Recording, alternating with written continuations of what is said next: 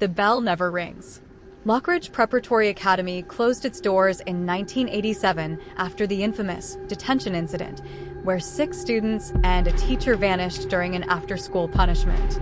The building, now half consumed by ivy and rot, stood as a graffiti-scarred warning. But for high school outcasts Zane and Cole, breaking in on a dare was too tempting to resist. "It's just an empty building," Zane said, prying open a basement window. "The whole ghost thing is bullshit." Cole, clutching his phone's flashlight, didn't mention the stories, how locals claimed to hear phantom school bells at midnight, or how trespassers often woke up miles away, their backpacks filled with decades-old homework smeared with blood. They slipped inside as the sun dipped below the horizon. The air reeked of mildew and something sharper, like burnt hair. Their first mistake, splitting up.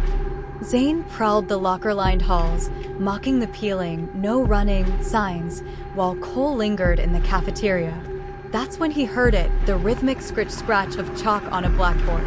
Following the sound to classroom 3B, Cole found the door ajar. Inside, a skeletal figure in a moth-eaten teacher's blazer stood writing your name here in looping cursive across the board. Its neck bent at an impossible angle, head dangling like a broken marionette. Cole stifled a scream, but the thing's chalk snapped. It turned slowly, revealing a face stripped of skin, muscle twitching like wet clay. Late. Cole bolted, crashing into Zane in the hall. "We need to leave now." But the window they'd entered through was sealed, bricks and concrete where glass had been. The exits? All locked. Even their phones died, screens glitching to a yearbook photo of the missing 1987 class, their eyes scratched out. As midnight neared, the school changed.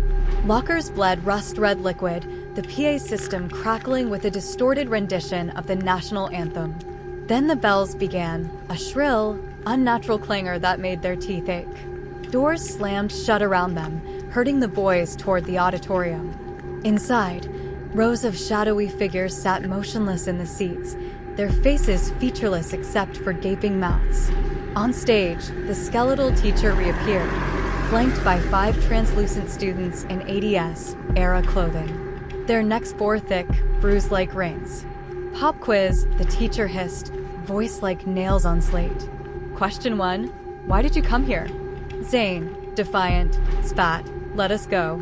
The specters lunged, their forms melting into a swarm of inky tendrils. The boys fled to the gymnasium, but the floorboard split, revealing a cavernous pit filled with desks, textbooks, and bones. A chorus of whispers echoed, "Stay, learn, repent." In the boiler room, they found graffiti left by the missing teacher.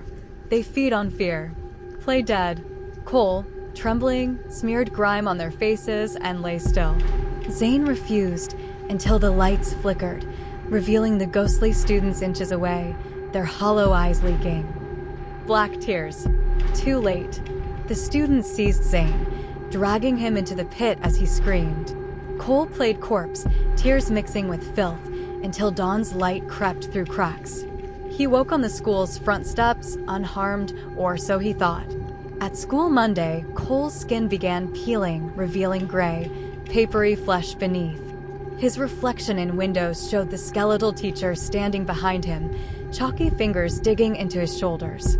And every night at midnight, his phone buzzes with a text from Zane's number.